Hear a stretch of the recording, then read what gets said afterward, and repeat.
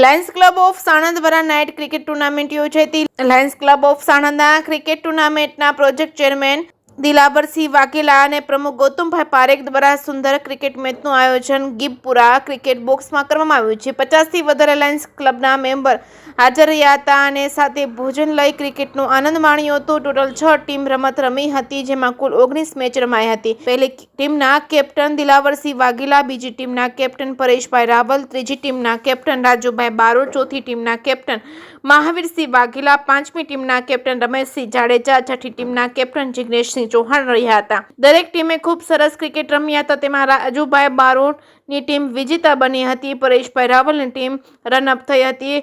Man of the match doctor Bhadreshbhai Patel રહ્યા હતા. એમ્પાયરિંગની પૂર્વ પ્રમુખ નરેન્દ્રસિંહ વાઘેલાએ સુંદર કામગીરી બજાવી હતી. કોમેન્ટ્રી ડોક્ટર ભદ્રેશભાઈ પટેલ તેમજ દિલાવરસિંહ વાઘેલા, ગૌતમભાઈ પારેખ, જીગરભાઈ પંચાલે સુંદર આપી હતી. બધા જ મેમ્બરે સંપૂર્ણ ખેલદિલીથી રમ્યા હતા. લાયન્સની તમામ ગરિમા જાળવીને રમ્યા હતા. જે કે સિંહ ગુજરાતી સાથે અફઝલ ખાન પઠાણ સાથે બહિલોલ મલિક, સાણંદ.